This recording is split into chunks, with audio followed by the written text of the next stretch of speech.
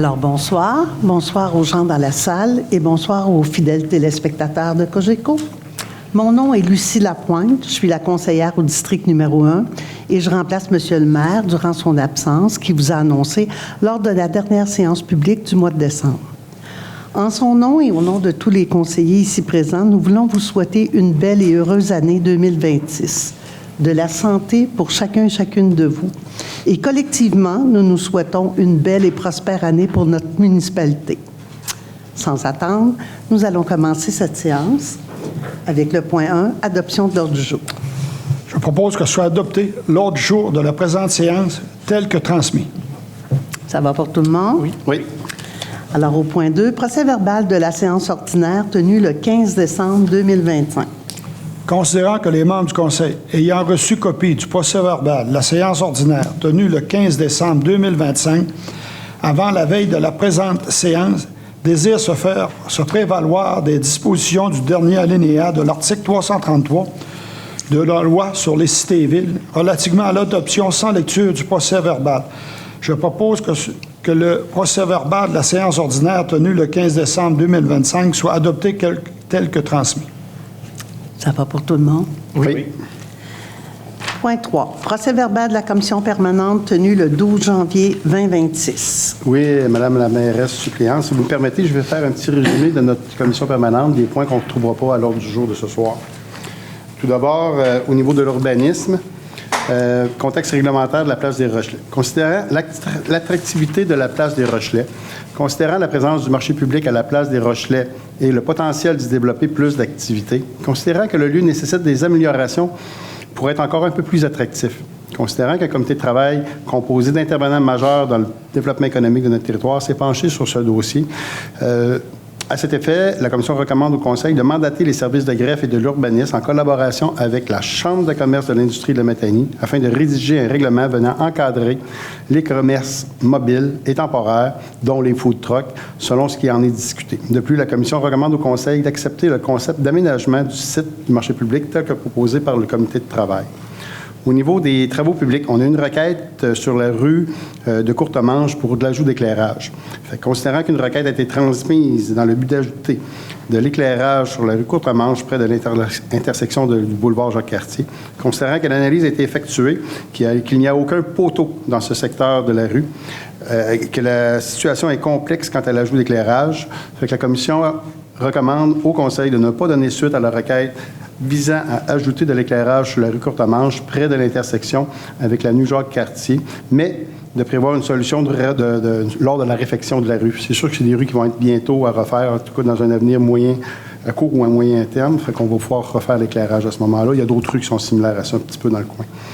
Une autre requête d'éclairage maintenant au niveau du Grand Détour, ajout d'éclairage, considérant une requête a été transmise dans le but d'ajouter de l'éclairage sur la route du Grand Détour, considérant que l'analyse a été effectuée et qu'il s'agit d'une route rurale. À cet effet, la Commission recommande au Conseil de ne pas donner suite à la requête visant à ajouter de l'éclairage sur une partie de la route du Grand Détour. Madame la mairesse suppléante, je voudrais juste mentionner que le conseiller du district 2, M. Jérémy Bouffard, a mis sa décidence sur ce point. Parfait, merci.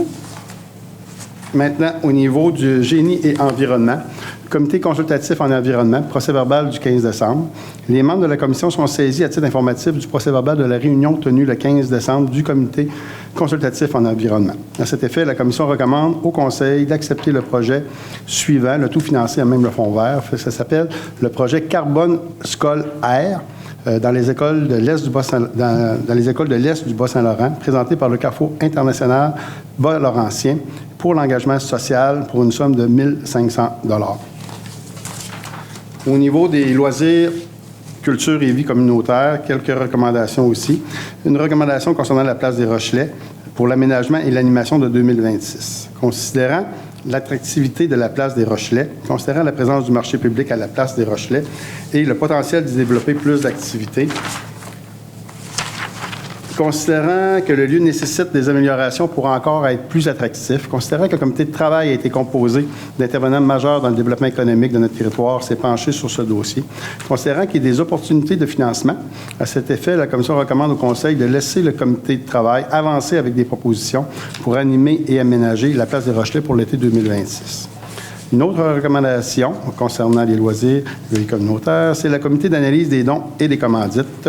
Au fond, il y a eu des demandes de commandite, la ligne d'improvisation, le SLIM, pour un soutien pour une activité de team building là, qui serait le 7 et 8 février, bien, c'est pas admissible. Fait qu'on n'a pas été de l'avant là-dedans. Le concert de fin d'année de l'École de musique, 600 $. La compétition régionale du club de vitesse, de patinage de vitesse et rapido, 300 $. Pour l'album définissant de l'École secondaire de Matane, 250 $. Pour le sentier Défi Santé, celui qui est tout près du cégep, 400 $. Et le sentier Bon Pasteur aussi, l'entretien des sentiers, pour un montant de 400 $ également. Maintenant, au niveau de la trésorerie, quelques petites recommandations aussi. Alors, on a la confirmation du prolongement du partenariat fiscal avec la firme citoyenne. Considérant que la firme citoyenne de la Matanie déposera une nouvelle demande d'enregistrement auprès de l'Agence du revenu du Canada pour devenir un organisme de charité, considérant la demande de partenariat fiscal temporaire afin que la Ville de Matane reçoive des dons au nom de la ferme citoyenne, à cet effet, la Commission demande au Conseil d'accepter le partenariat fiscal temporaire et transitoire avec la ferme citoyenne de la Matanie pour l'année 2026. Greffe et affaires juridiques, maintenant, une demande de permis à la Régie des alcools et des courses et des jeux pour la microbrasserie La Souche. C'est un permis d'entreposage au 1339 avenue du Far West. C'est un permis d'entreposage de bière aux fins de l'agent. Considérant la demande de permis d'entreposage de bière aux fins de l'agent déposée par la microbrasserie La Souche Incorporée pour l'entrepôt 6 au 1339 avenue du Far West. Considérant que la réglementation d'urbanisme de la Ville de Matane permet ce type d'usage dans cette zone. À cet effet, la Commission recommande au Conseil de ne pas s'opposer à la demande de permis et de remettre la décision à la Régie des alcools, des courses et des jeux. Maintenant, une autre recommandation au niveau de la trésorerie, une demande de permis d'alcool à l'établissement du 1155 avenue du Far West, c'est le dépanneur Canadian Tower. Considérant la demande faite par les propriétaires du 1155 avenue du Far West à Matane auprès de la Régie des alcools, des jeux et des courses et des jeux, considérant que la réglementation d'urbanisme permet ce type d'usage dans cette zone, à cet effet, la Commission recommande au Conseil de ne pas s'opposer à la demande de permis et de remettre la décision à la Régie des alcools, des courses et des jeux. Une avant-dernière. Une demande d'exemption maintenant, une recommandation, une demande d'exemption de taxes foncières à la Commission municipale du Québec pour la Légion royale canadienne, filiale 130 Victor-Côté, sur un terrain sur l'avenue Saint-Jérôme, au fond, c'est le Cénotaphe, juste en face de la bibliothèque municipale. Considérant la demande d'exemption de taxes foncières formulée par l'organisme Légion royale canadienne, filiale 130 Victor-Côté, auprès de la Commission municipale du Québec, considérant les critères établis par la loi sur la fiscalité municipale. À cet effet, la Commission recommande au Conseil de ne pas intervenir dans le processus de demande d'exemption de taxes foncières présenté par la Légion royale canadienne. Et une toute petite dernière recommandation venant de la direction générale, c'est pour permettre, c'est les assises annuelles de l'UMQ qui se tiendra du 13 au 15 mai 2026 à Québec. C'est pour autoriser les membres du Conseil à pouvoir participer à cet événement. Donc, la Commission recommande au Conseil d'autoriser M.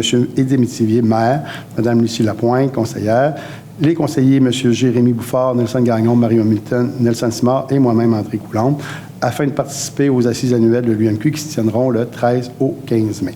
Et la levée de l'Assemblée était à 19h52. C'est ce qui conclut ça.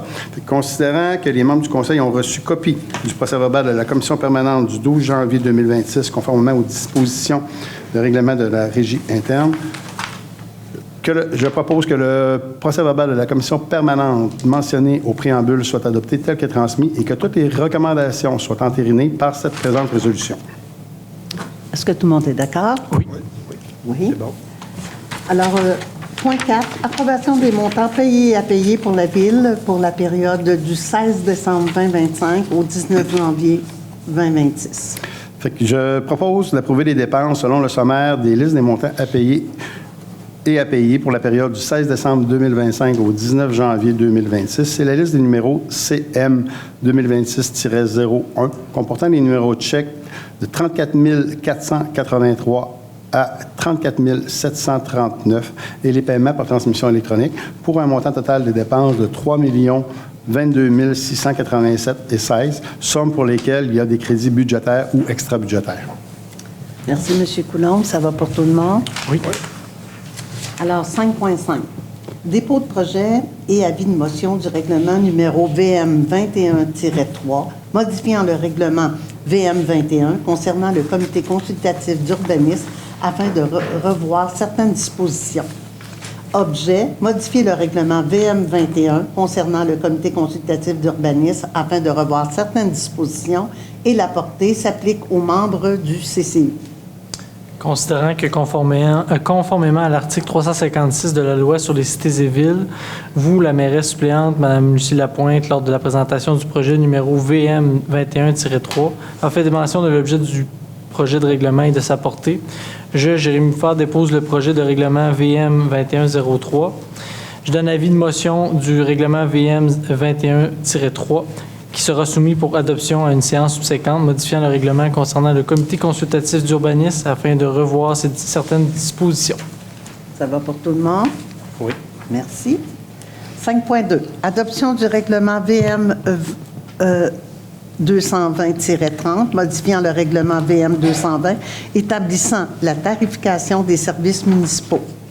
Considérant qu'un avis de motion du règlement numéro VM 220-30 a été donné par le conseiller Mario Hamilton à la séance ordinaire du 15 décembre 2025, lequel a également déposé le projet de règlement lors de la même séance. Considérant qu'au cours de cette présentation et conformément aux modalités de l'article 356 de la loi sur les cités et villes, l'objet de ce règlement et de sa portée ont été mentionnés par le maire, M. Aidé Métivier, je propose et résolu à l'unanimité des conseillers que soit adopté sans lecture et par la présente le règlement numéro VM 220-30 modifiant l'annexe C du règlement VM 220 établissement la tarification des services municipaux. Merci beaucoup. Ça va? Oui. Oui. 5.3. Adoption du règlement numéro VM 62-128, modifiant le règlement général VM 62, modification de l'article portant sur l'interdiction de stationnement. Oui, Madame la mairesse suppléante. Alors, considérant que j'ai donné et déposé le règlement numéro VM 62-128 lors de la séance ordinaire du 15 décembre 2025 et que le projet de règlement a été présenté par le maire, M. Aidé Métivier, à cette même date. Alors, considérant qu'au cours de cette présentation, selon les modalités de l'article 356 sur la loi des cités et villes, l'objet du règlement et sa portée ont été mentionnés.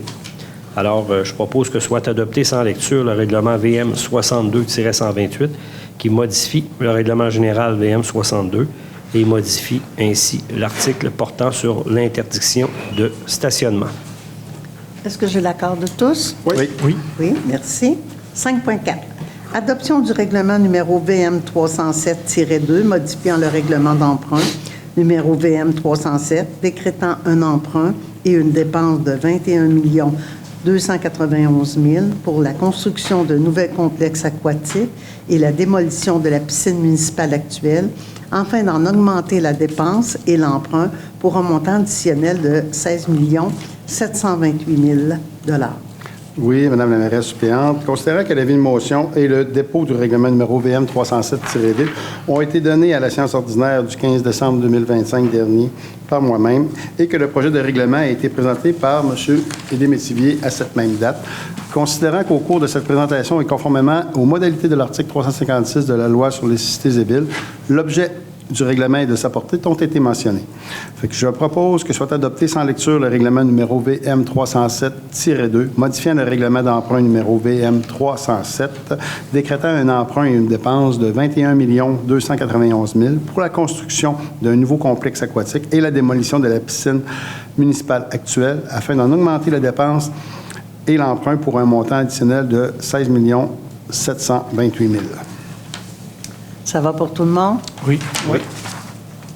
5.5. Directive interne encadrant l'utilisation de l'intelligence artificielle au sein de la ville de Matane.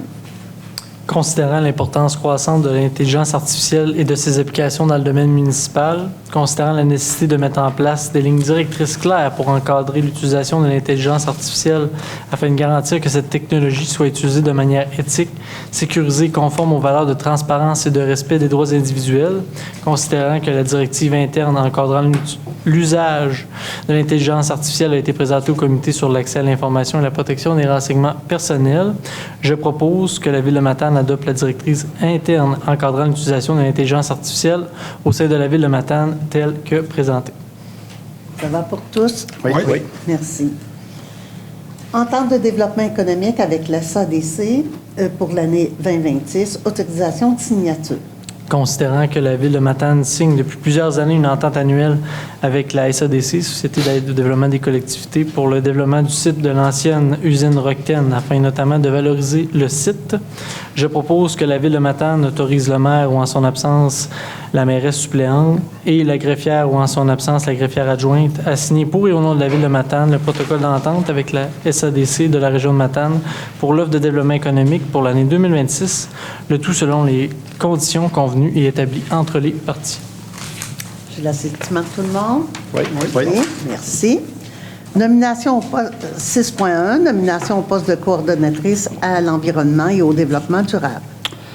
Je propose que la Ville de Matane nomme Mme Julie-Ève Ouellette au poste de coordonnatrice en environnement et au développement durable à l'échelon 3, classe 3, échelon 3, des conditions de travail des cadres, avec entrée en poste en avril 2026 et autorise le maire en son absence la mairesse suppléante et la directrice des ressources humaines ou à son absence le directeur général à signer pour nom de la Ville le contrat de travail convenu entre les parties. Ça va pour tous? Oui. Oui. 7.1. Acquisition de terrain, lot 2 953 628 et 2 953 629 du cadastre du Québec. Autorisation de signature. Oui, considérant que les lots 2 953 628 et 2 953 629 du cadastre du Québec sont enclavés et bordent le boulevard Pierre-Lamarche projeté et sont limitrophes à des sentiers boisés. Au fond, c'est les terrains qui se situent directement à l'arrière du saut là, en s'en allant vers les promenades. Considérant le secteur, les terrains en question et la situation du prolongement du boulevard Pierre-Lamarche, considérant les rapports d'évaluation préparés par JFL Évaluation immobilière, considérant des démarches de la Ville vis-à-vis les sentiers de plein air et l'appui à un éventuel projet de parc forestier urbain dans le secteur adjacent, considérant la contrepartie demandée vis-à-vis la valeur inscrite au rôle d'évaluation foncière et la juste valeur marchande définie, je propose que la Ville de Matane acquiert les lots 2 953 628 et 2 953 629 du cadastre du Québec appartenant à Gestion BIC limitée en contrepartie de reçus fiscaux au montant respectif de 94 000 et 82 000 et autorise le maire ou en son absence la mairesse suppléante, la greffière ou en son absence la greffière adjointe à signer pour et au nom de la Ville de Matane les actes notariés nécessaires et tout document utile à cette fin, les honoraires professionnels étant à la charge de la Ville de Matane. Ça va pour tous? Oui. Oui. Oui. 7.2. Demande d'autorisation à la CPTAQ, Chemin Saint-Paul, lot 3 380 727 du cadastre du Québec, utilisation à des fins autres que l'agriculture et l'alignation. Considérant qu'une demande a été transmise à la Ville de Matane demandant à la Commission de protection du territoire agricole du Québec de tenir l'autorisation d'utiliser à des fins autres que l'agriculture une partie du lot 3 380 727 du cadastre du Québec aux fins de construire une résidence et d'en permettre l'aliénation. Considérant que la municipalité doit transmettre des renseignements et formuler une recommandation à la CPTAQ. Considérant que le requérant est copropriétaire au 1/11e de l'immeuble visé. Considérant que la décision favorable rendue par la CPTAQ le 24 octobre 1990 moyennant des conditions. Considérant qu'une des conditions était que la superficie soit contiguë au terrain résidentiel existant, mais que cet espace était autrefois en culture et a depuis été aménagé par une éclaircie pré-commerciale présentant un meilleur potentiel forestier que la nouvelle superficie identifiée. Considérant la présence de multiples chalets sur le terrain près du plan d'eau Lac-à-Paul, bien que la demande ne convienne pas au règlement d'urbanisme de la Ville, considérant que le projet est situé dans un milieu majoritairement boisé, limitrophe aux grandes parcelles en culture situées à l'ouest de parts et d'autres du chemin Saint-Paul. Considérant l'existence d'espaces appropriés disponibles pour l'usage requis dans le territoire de la municipalité hors zone agricole. Considérant que le demandeur n'a pas souhaité faire valoir les particularités régionales et n'a ni fourni de preuves relatives au développement durable du territoire, ni vis-à-vis l'effet sur les conditions socio-économiques nécessaires à la vitalité d'une collectivité. Considérant que le plan de développement de la zone agricole a pour objectif de tirer avantage de l'importance du couvert forestier sur le territoire pour promouvoir le développement du secteur de l'agroforesterie et de l'agriculture et que le projet dans son ensemble ne va pas en ce sens. Considérant que les principales caractéristiques des secteurs agroforestiers concernant le dynamisme du territoire agricole, considérant que la décision conditionnelle favorable rendue le 24 octobre 1990 par la PTOQ portant le numéro 166 122, je propose que la Ville de Matane se propose défavorablement vis-à-vis la demande déposée par le requérant portant 2 volets, soit obtenir l'autorisation de déplacer la partie terrain de 0,5 hectares à être utilisée à des fins autres que l'agriculture et son aliénation, le tout concernant le lot 3 380 727 du cadastre du Québec. Est-ce que... Moi, je mets ma décidence là-dessus parce que j'ai été visité sur place puis je trouvais que ça ne créait aucun problème, vu que, comme qui disait, il y a des maisons un peu partout. Puis moi, je vais mettre ma décidence là-dessus. Alors, merci, messieurs. 8.1. Caserne. Intégration des pompiers temps plein. Octroi de contrat. Considérant qu'en 2026, un budget a été prévu dans le but de procéder à des travaux à la caserne afin de prévoir notamment des chambres, d'aménager une douche ainsi que la fourniture de divers équipements. Considérant que selon la réglementation applicable, un mandat doit être confié à un architecte, je propose que la Ville de Matane octroie des contrats à la firme Atelier 5 Inc. pour la préparation des plans et devis pour des travaux de modification à la caserne dans le but d'accueillir des pompiers à temps plein, au montant maximum de 18 500 plus les taxes applicables, tout financé à même le règlement VM 372. L'entreprise numéro 93020568, Québec Inc., E-Tech Industrie, au montant de 7 300 $ plus les taxes applicables pour la fourniture et l'installation de 9 casiers dans les habits de combat, le tout financé à même le règlement VM 372. Que les documents de demande de prix, les soumissions de la firme Atelier 5 Inc. et l'entreprise E-Tech Industrie, ainsi que la résolution d'octroi fassent foi de contrat entre les parties. Que le directeur général adjoint ou en son absence le directeur général soit autorisé pour et au nom de la Ville de Matane tout document utile à cette fin. Est-ce que j'ai tout le monde Oui, d'accord? c'est bon. Oui, merci. Fourniture de pièces, télémétrie, eau usée et eau potable, octroi de contrat. Alors, considérant qu'un projet de télémétrie pour les installations d'eau usée et d'eau potable a déjà été débuté et qu'il est requis de compléter la communication en temps réel de ces installations au cours de l'année 2026, et que des demandes de prix ont été faites auprès de différents fournisseurs pour la fourniture des équipements. Alors, je propose que la Ville de Matane octroie un contrat pour l'acquisition de l'équipement de télémétrie auprès de Automation d'Amour incorporé au montant de 6 175 $ plus les taxes. Et ça va être financé sur le règlement VM 283 et que les documents de demande de prix, la soumission de l'entreprise ainsi que la résolution d'octroi fassent foi de contrat entre les parties et que le service du service génie et environnement ou le directeur général adjoint soit autorisé à signer pour et au nom de la Ville de Matane les documents utiles à cette fin. C'est beau, merci. Est-ce que tout le monde est d'accord? Oui. Merci. 9.2. Fourniture de caméras, surveillance, télémétrie, eau usée et eau potable, octroi de contrat. Alors, un projet de télémétrie pour les installations d'eau usée et d'eau potable est débuté. Il est requis de protéger et de surveiller de façon adéquate les bâtiments et leurs équipements. Alors, je propose que la Ville octroie un contrat pour l'acquisition de caméras de surveillance auprès de l'entreprise Alarme 911 de Rimouski au montant de 41 812,49 $ plus taxes applicables. Encore là, ça va être financé à même le règlement VM 283. Que les documents de demande de prix ainsi que la soumission la résolution d'octroi fassent foi de contrat entre les parties, alors que le directeur du service génie et environnement ou directeur général adjoint soit autorisé à signer pour et au nom de la Ville de Matane les documents utiles à cette fin. Merci. Est-ce que j'ai tout le monde d'accord? Oui. Oui, merci. 9.3. Offre de services professionnels par un arboriculteur pour la surveillance lors des excavations à proximité des arbres, réfection des rues de Cité-Jardin, Côté et du Rempart, octroi de contrat. Des travaux de réflexion des rues Cité-Jardin, Côté et du Rempart sont prévus au courant de l'année 2026.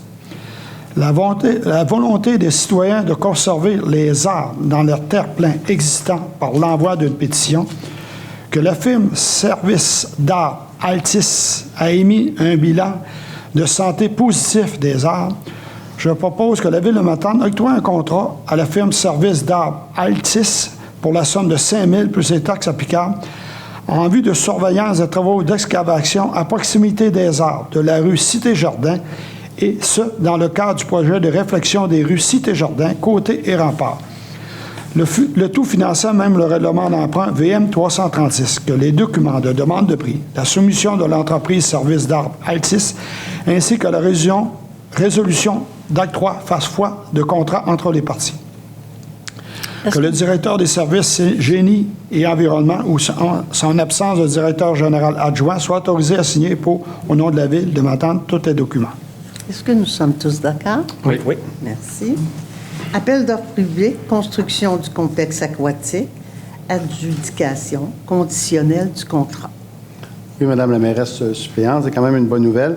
Considérant que la Ville de Matane s'est vue consentir une subvention gouvernementale couvrant plus de 50 de la valeur du projet, en réalité c'est tout près de 20 millions, considérant qu'un processus d'appel d'offres a été réalisé conformément aux dispositions applicables de la loi sur les cités et villes et aux documents d'appel d'offres, considérant que les soumissions reçues ont été analysées conformément à ce que prévoient les documents d'appel d'offres, considérant que l'adjudication du contrat est conditionnelle à l'obtention des crédits budgétaires requis, je propose donc que la Ville de Matane adjuge le contrat de construction du complexe aquatique au plus bas soumissionnaire conforme, soit Habitat Construction Matane 1986 incorporé au montant de 29 492 096 et 52 sous, plus les taxes applicables, conditionnellement à l'approbation par le MAMACH du règlement d'emprunt VM 307 et autorise le maire ou en son absence la mairesse suppléante et la greffière ou en son absence la greffière adjointe à signer tout document utile à cette fin.